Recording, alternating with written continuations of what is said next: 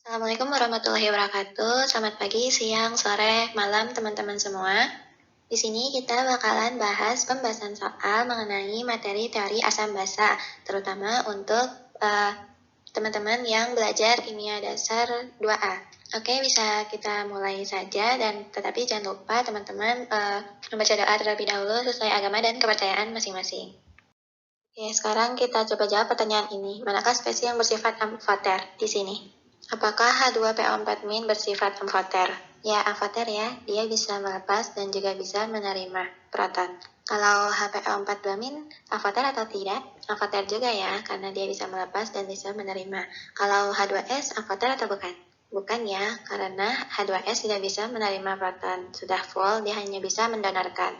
Kalau untuk asam fosfat, tidak juga karena dia hanya bisa mendonorkan. Kalau NH4+ tidak bisa menerima proton sehingga bukan amfoter. Kalau OH2O sudah jelas ya dia amfoter. Kalau HI hanya bisa mendonorkan jadi bukan amfoter. Dan asam nitrit juga hanya bisa mendonorkan jadi bukan amfoter. Oke, nah sekarang kita perhatikan garam aspartat klorida. Jadi aspartat klorida itu berarti aspartatnya bermuatan positif, ada Cl minusnya. Ketika dilarutkan dalam air akan terurai menjadi ion aspartat dan ion klorida.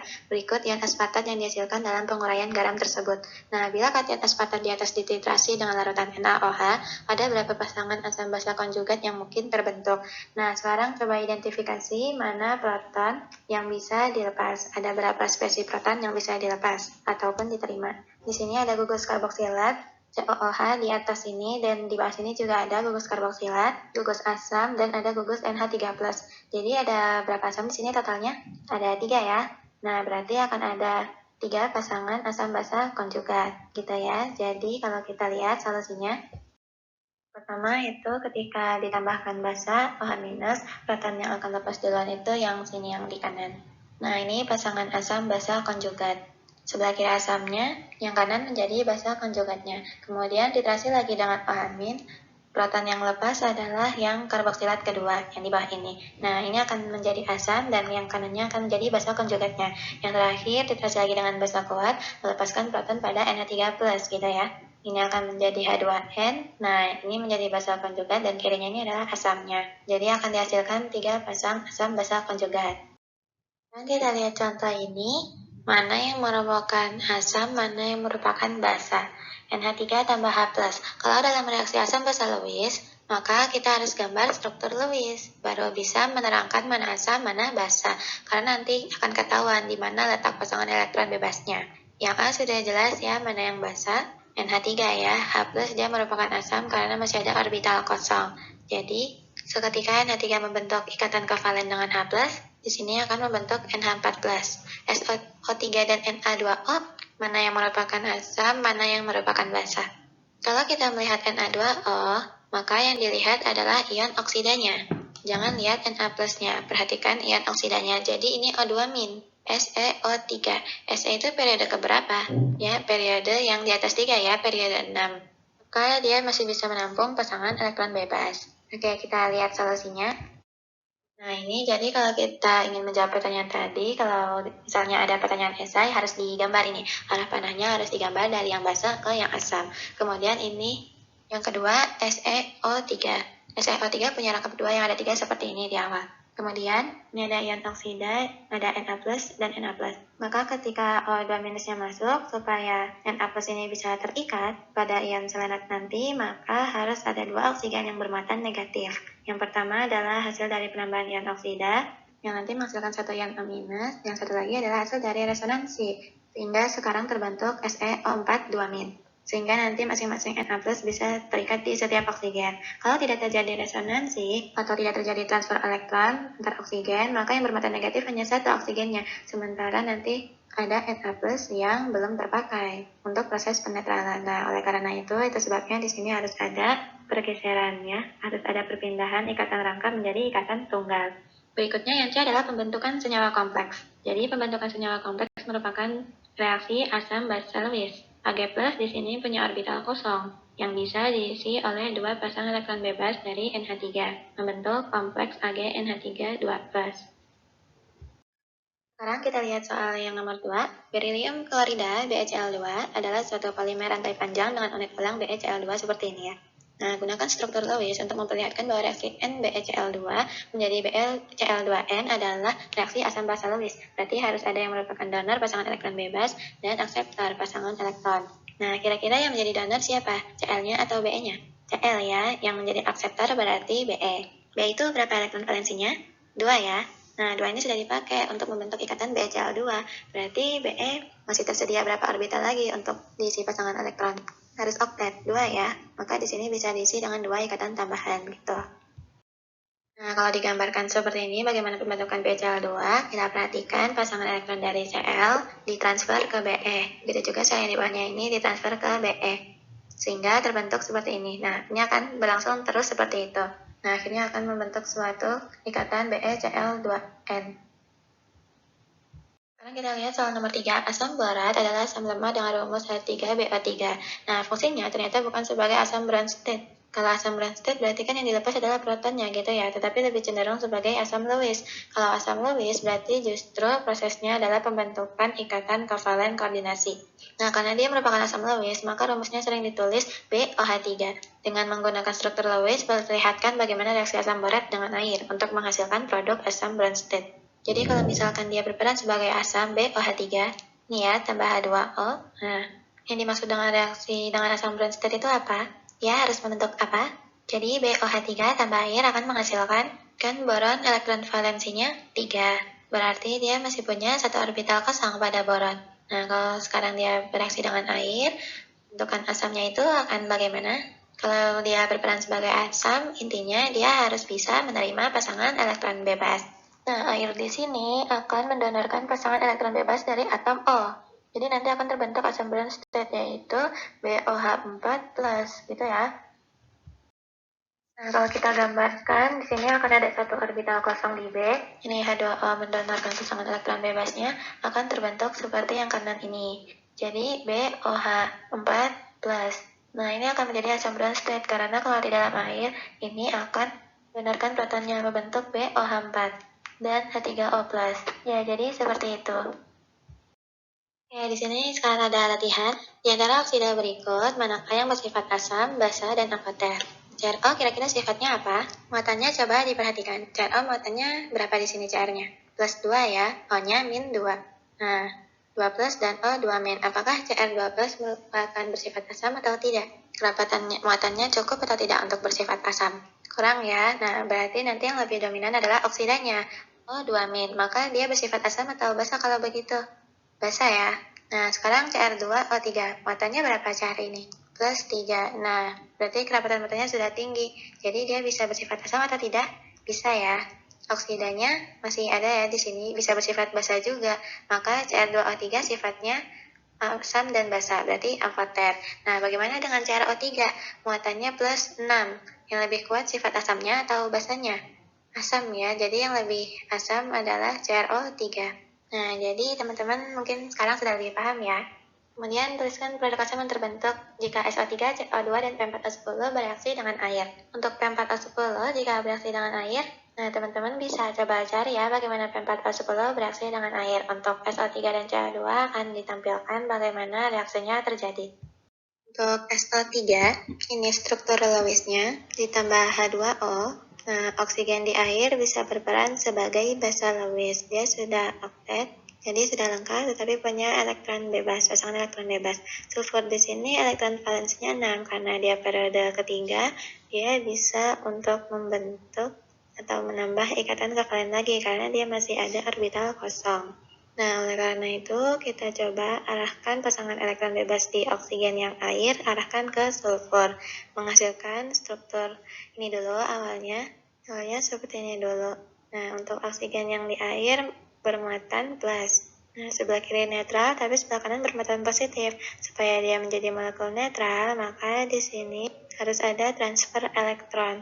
Jadi dari ikatan rangkap yang di kiri ini, pindah ke ujung atom oksigen sehingga dihasilkan seperti yang di kanan ini. Molekul yang netral, yang di kanan plus, yang di kiri min. Nah, seperti ini tentu saja tidak stabil ya. Kita sudah belajar muatan formal, kalau molekul yang banyak muatan formalnya tentu saja tidak stabil.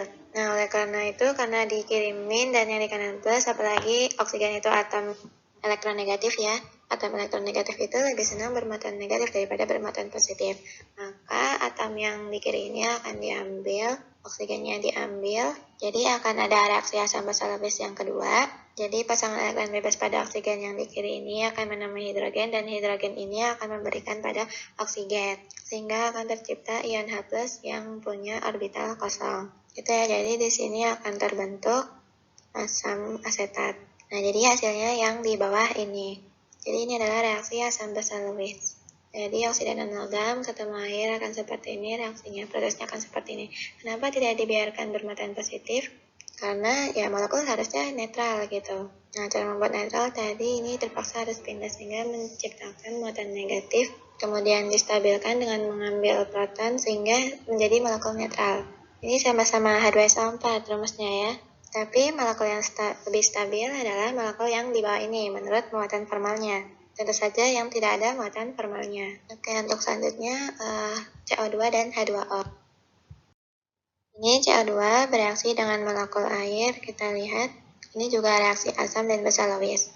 Ini menjadi basa Lewis yang O pada air mendonorkan pasangan elektron bebas ke karbon. Karena karbon sudah lengkap, sebetulnya di sini harus ada ikatan yang pindah antara ikatan rangkap C dan O. Elektron ikatannya pindah ke oksigen. Hasilnya akan menjadi yang di kanan ini pada awalnya. Oksigen yang di atas akan menjadi negatif dan terbentuk ikatan dengan air. Kemudian oksigen di air akan bermuatan positif. Ini H2CO3, tapi perhatikan di sini ada dua muatan formal dan menjadi tidak stabil. Oleh karena itu muatan negatif ini akan mengambil hidrogen. Dan dari hidrogen akan diberikan kepada oksigen, maka nanti akan terbentuk molekul yang di bawah ini, H2CO3. Jadi di atas H2CO3 juga sebetulnya, di bawah juga, akan tetapi yang lebih stabil tentu saja yang tidak mengemban muatan formal yang bawah. Lihat soal yang ini, SO2 dapat bereaksi dengan OH- membentuk HSO3-. Pada reaksi ini, kita diminta mengidentifikasi apa peran dari SO2 dan OH-. Ini reaksi asam basa apa? Kalau kita lihat, karena di sini dua spesies bergabung menjadi satu, maka ini tidak mungkin reaksi asam basa Bronsted Lowry. Jadi ini penggabungan dua spesies menjadi HSO3- pasti reaksi asam basa Lewis, di mana di sini ada pembentukan ikatan kovalen koordinasi. OH- yang melepas pasangan elektron bebas, SO2 sebagai akseptor pasangan elektron bebas. Maka SO2 merupakan asam Lewis dan OH- adalah basa Lewis. Selanjutnya, manakah reaksi yang menghasilkan H2SO4 sebagai produk? Ini juga merupakan suatu reaksi asam basa Lewis. Ini SO3 ditambah H2O, hasilnya adalah H2SO4. Kalau SO2 ditambah H2O, hasilnya akan H2SO3. Selanjutnya, manakah di antara larutan berikut yang bersifat lebih asam? Kalau lebih asam, kita lihat dari kationnya. Cari kation yang memiliki kerapatan muatan yang tinggi. Dalam kasus ini, Al3+ muatannya +3, jari-jarinya kecil. Itu memiliki kerapatan muatan paling tinggi dibanding Ca2+, K+, atau Mg2+. Sekarang pertanyaannya, apakah Ca2+ dan Mg2+ bersifat asam atau tidak di dalam air? Tidak ya, karena golongan 2 yang bersifat asam itu ada satu, yaitu Be. Ini 12. Kalau Al3+ dalam air, sifat asamnya ditunjukkan dalam bentuk Al3+ atau dalam bentuk terhidrasi. Jadi kalau kita lihat di sini ada Al, NO3 3 kali akan menghasilkan Al3+ ditambah 3 NO3-. Kalau hanya seperti ini, kita tidak melihat sifat asam dari Al3+. Sifat asam dari Al3+ itu diperlihatkan dalam bentuk terhidrasi. Jadi dia mengikat 6 molekul air. Inilah sifat asam dari Al. Jadi salah satu molekul yang menghidrasi Al nanti akan hilang protonnya, akan menjadi Al2O5OH2+. Dia akan melepaskan H3O+. Jadi bentuk asamnya itu tidak dalam bentuk ion begini, tetapi dalam bentuk ion terhidrasi. Selanjutnya, manakah di antara zat berikut yang akan bersifat paling asam ketika 0,01 mol zat tersebut dilarutkan dalam 1 liter air? Nah, di sini yang paling asam tentu saja SO3. Ketika dimasukkan ke dalam air, SO3 akan menjadi H2SO4. H2SO4 adalah asam kuat. Kalau SO2 akan membentuk H2SO3. H2SO3 itu asam lemah. CO2 akan membentuk H2CO3. Asam karbonat juga asam lemah. P4O6 akan membentuk asam fosfat, juga asam lemah. Jadi yang menghasilkan asam kuat adalah SO3. Selanjutnya, di antara oksida berikut manakah yang bersifat amfoter? Amfoter dilihat dari muatan.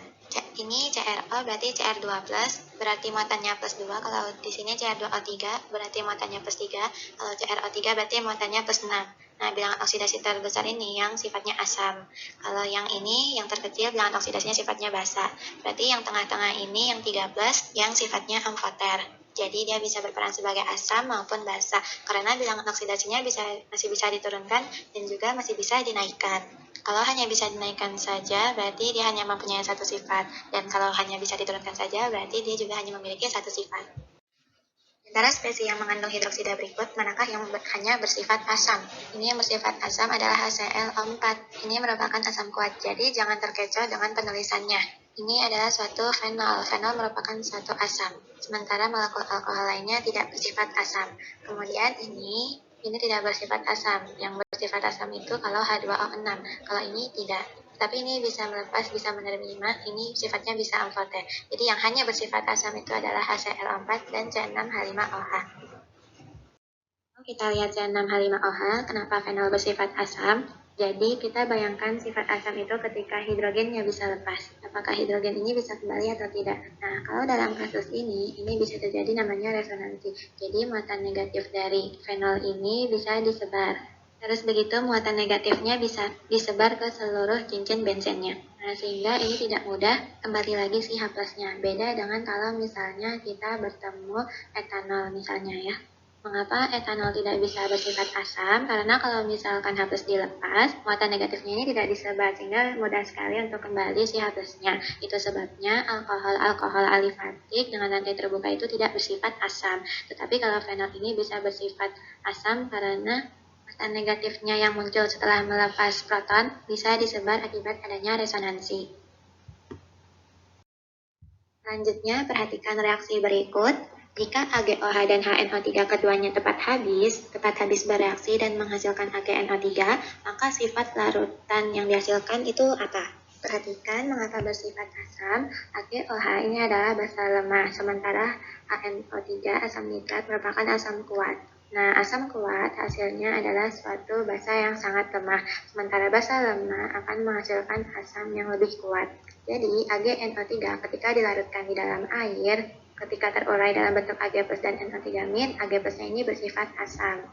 Kita lihat ini asam dan basa Bronsted-Lowry reaksinya, jadi bisa dipahami mengapa Ag ini bersifat asam. Jadi kalau bersifat asam atau tidak itu lihat kalau misalkan dia merupakan konjugat dari asam lemah atau basa lemah. Nah, bisa diyakini bahwa konjugatnya akan bersifat asam atau basa juga, karena dalam kasus ini AgOH merupakan suatu basa lemah, maka ini akan menghasilkan suatu bersifat asam. Kalau asam kuat, maka konjugatnya akan menjadi basa yang sangat lemah, sehingga dia tidak bisa bereaksi dengan air. Berikut diberikan zat asam beserta urutan kekuatan keasamannya. Berdasarkan informasi di atas, manakah spesies yang memiliki sifat basa paling lemah? Basa paling lemah itu diperlihatkan oleh asam yang paling kuat. Kebetulan di sini kan hanya ada 4 opsi, tidak ada pasangan konjugat HNO2 dan HCl gitu ya.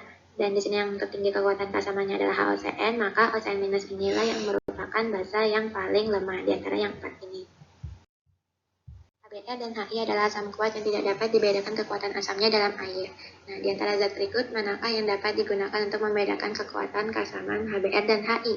Nah, untuk bisa membedakan HBr dan HI, kita harus menggunakan basa yang lebih lemah dari air. Basa yang lebih lemah dari air adalah asam lemah di dalam air. Jadi kalau misalkan HF itu bersifat asam di dalam air karena HF keasamannya lebih tinggi daripada air, tetapi kalau ditinjau dari sifat basa, HF sifat basanya lebih lemah daripada air. Jadi yang bisa digunakan untuk membedakan HBr dan HI adalah HF. Ini NH3 adalah basa yang lebih kuat daripada air, NaOH apalagi. Amina juga basa yang lebih kuat daripada air. Jadi yang bisa digunakan adalah HF untuk kasus ini. Baru kemudian kekuatan keasaman dari HBr dan HI-nya akan menurun, sehingga bisa dibedakan. Selanjutnya, hidrazin N2H4 adalah basa yang lebih lemah dari amoniak.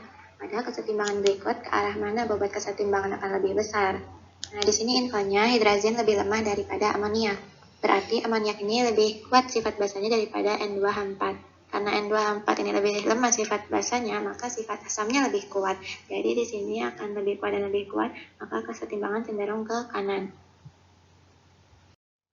Selanjutnya, pH kopi sekitar 5. Berapa kali jumlah H+ dalam kopi dibanding dalam air murni? Air murni kan pH 7, ini 5, berarti sekitar 100 kali, begitu ya.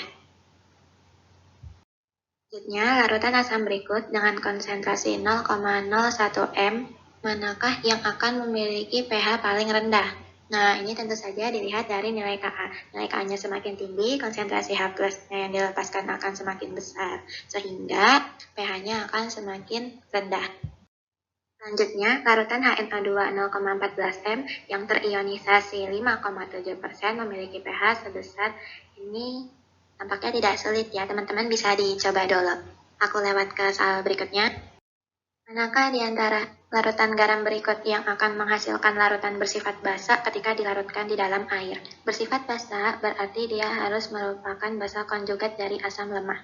Nah, sekarang kita lihat NO2- adalah basa konjugat dari HNO2, suatu asam lemah, sementara NO3- merupakan basa konjugat dari asam kuat, asam nitrat. Sehingga di sini yang berperan bukan NO3-nya berarti NH4+-nya, maka akan bersifat asam. KBr, K+-nya tidak bersifat asam, Br- adalah basa konjugat dari HBr yang kuat ya. Jadi di sini sifatnya akan lemah sekali. Jadi tidak ada reaksi dengan air. LCl3 L3+-nya bersifat asam. Sementara di sini ditanyakan bersifat basa, K yang paling basa di sini adalah ion NO2-. Selanjutnya, manakah di antara larutan berikut yang merupakan larutan penyangga? Nah, larutan penyangga itu larutan yang merupakan kombinasi dari suatu asam lemah dengan basa konjugatnya. Ini asam nitrat merupakan asam kuat gitu ya, sehingga natrium nitrat itu tidak bisa berperan sebagai basa. Karena ini asam kuat, karena asam kuat tidak bisa mempertahankan hidrogennya di dalam air, maka dalam air dia akan segera terurai habis, sehingga kombinasi larutan ini tidak bisa menjadi buffer. KF, F-nya merupakan basa konjugat dari asam lemah HF. Nah, F di sini basa lemah, maka kombinasi keduanya ini bisa menghasilkan suatu larutan penyangga. Nah, HBr tidak bisa karena Br-nya merupakan asam kuat dan NaBr-nya tidak bisa. Br-nya merupakan basa konjugat dari HBr yang merupakan asam kuat. Ini satu saja, tidak ada komponen asamnya, hanya ada komponen basanya saja, ion asetat, maka tidak bisa menjadi buffer. Syarat buffer harus ada komponen basa maupun asam. Nah, asam fosfat adalah asam triprotik dengan nilai Ka 1, K2, dan K3 diberikan di sini. Berapakah pH larutan yang mengandung 0,2 mol K2HPO4 dan 0,3 mol Na3PO4? Nah, di sini coba diperhatikan, ini adalah HPO4 dan PO4, HPO4 2- dan PO4 3-. Ini adalah pasangan asam dan basa konjugat untuk ionisasi yang terakhir, ionisasi yang ketiga. Maka perhitungan pH-nya kita gunakan perhitungan pH untuk larutan penyangga saja. Jadi pH sama dengan pKa ditambah log, ini konsentrasi HPO4 2- dengan konsentrasi PO4 3-. Nah, di sini yang diketahui adalah molnya, karena volumenya sama, kita bisa menggunakan perbandingan mol. Ka-nya adalah yang digunakan adalah tentu saja Ka3. Itu bisa ditentukan, bisa hitung pH-nya sekitar 12,52. Selanjutnya, campuran yang mengandung 0,06 mol NaH2PO4 dan 0,08 mol K2HPO4 dititrasi dengan 0,5 molar NaOH. Berapa mililiter basa yang diperlukan untuk menetralkan seluruh asam campuran? Kita perhatikan di sini ada dua asam, H2PO4- dan HPO4-. Karena di sini ada H2PO4- dan HPO42-. Ini asam diprotik. Di sini ada 2 H+, ini hanya 1 H+. Oleh karena itu, molnya untuk menetralkan 0,06 mol NaH2PO4, berarti mol basa yang diperlukan adalah 2 kalinya. Jadi di sini harus 2 kali 0,06 mol, jadi sama dengan 0,12 mol. Sementara yang K2HPO4 0,08 berarti 1 dikali 0,08 mol, ya sama dengan 0,08 mol. Jadi totalnya adalah 0,2 mol asamnya.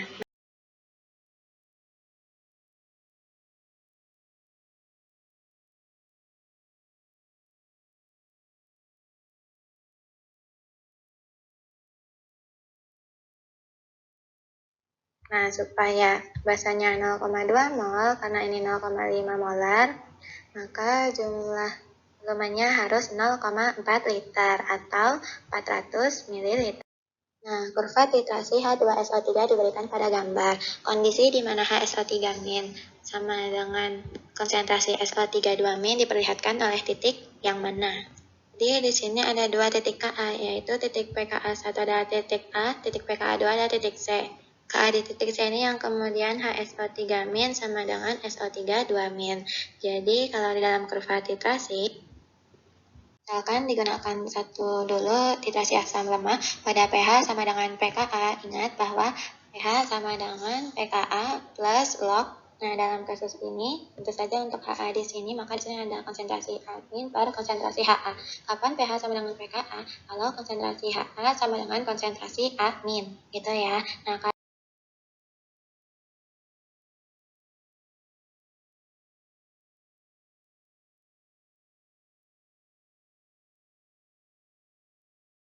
karena di sini spesiesnya adalah HSO3- dan SO32-, maka ini ilustrasi yang kedua.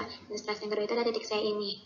Jadi dalam kurva titrasi ini pKa1, ini titik ekivalen pertama yang B ini, yang C ini adalah pKa2, yang D ini titik ekivalen yang kedua. Selanjutnya masih sama, di mana pH-nya sama dengan setengah pK1 plus pK2, A adalah titik pKa1 dan C adalah titik pKa2, maka B adalah titik tengahnya. Jadi titik ekivalen pertama ini adalah setengah dari nilai pKa1 dan pKa2. Kemudian pertanyaan terakhir, perhatikan kurva titrasi. Nah, karena ini asam kuat dititrasi oleh basa kuat, kita perhatikan bahwa di titik ekivalen ini sulit untuk ditentukan secara tepat. Kenapa? Karena di area volume titik ekivalen, pH-nya, rentang pH-nya itu lebar, antara 3 sampai 11 gitu ya. Nah, sehingga kita bisa menggunakan semua indikator ini. Ini PKI-nya 8,8 bisa digunakan di sini, 6,8 juga bisa digunakan, 9,1 masih bisa digunakan juga, 7,9 juga bisa digunakan. Jadi semuanya bisa dipilih sebagai indikator untuk titrasi asam kuat oleh basa kuat. Beda kalau misalkan untuk kurva titrasi seperti yang tadi. Jadi titik ekivalennya itu rentang pH-nya tidak terlalu lebar. Maka kalau yang tadi di titik ekivalen yang pertama saja hanya bisa dipilih indikator yang memiliki pKi mendekati titik ekivalen saja karena tidak terlalu lebar. Kalau untuk yang asam kuat dan basa kuat, kita perhatikan di sini lebar sekali. Maka phenolphthalein meskipun pKi-nya 9,1 itu bisa digunakan. Nah, jadi sampai di sini pembahasan kita mengenai soal-soal teori asam dan basa. Untuk teman-teman, silakan belajar lebih giat lagi dan jangan lupa banyak berdoa. Semoga dimudahkan dalam mengerjakan KBF dan UTS-nya. Sekian dari aku, kurangnya mohon dimaafkan.